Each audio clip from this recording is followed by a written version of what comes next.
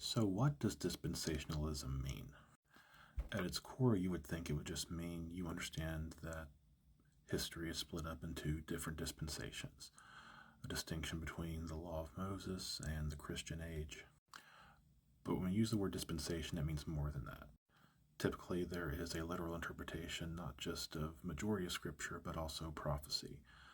There is a clear distinction in most dispensational theologies between Israel and the church in the current age. And not always, but mostly, a majority of the time, this involves a pre-tribulational rapture, a 7-year tribulation, and a literal 1,000-year reign of Christ. What we call classical dispensationalism we find in the writings of John Nelson Darby and the notes of the Scofield Reference Bible, influenced directly by Darby. Clearly, there's a strict separation between Israel and the church, and no overlap in God's plans for both of those groups. This is where the 7 dispensations idea came in, although that's not unique to Darby. That did exist prior to him.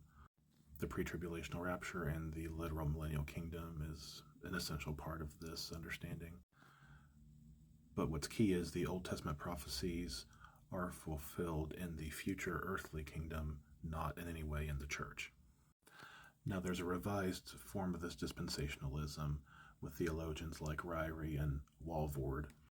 It softens a little bit of the distinction between the church and Israel. It's not as rigid and completely separate as you see in classic dispensationalism.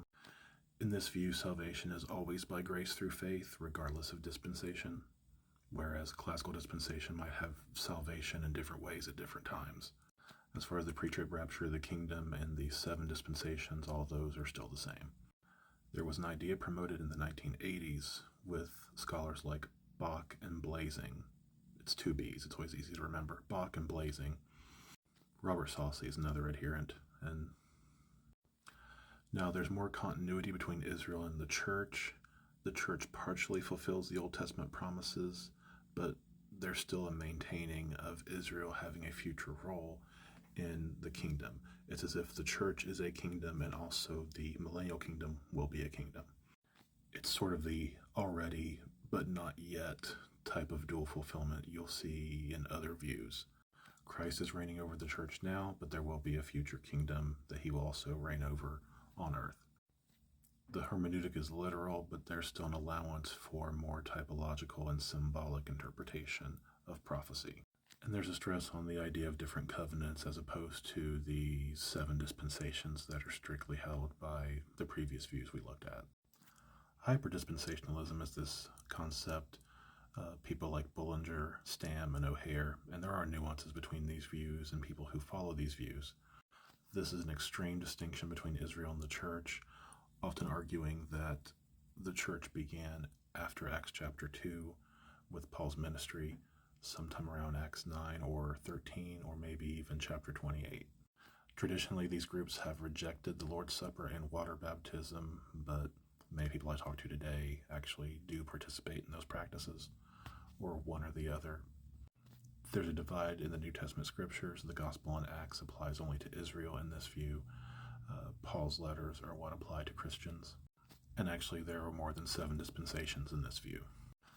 Now, there seems to be a hybrid of covenant dispensationalism, like covenant theology and dispensationalism. It's a modern, less formalized approach blending dispensational and covenant theology. There are dispensations, but also overarching covenants, like to Abraham, to Moses, and the New Covenant.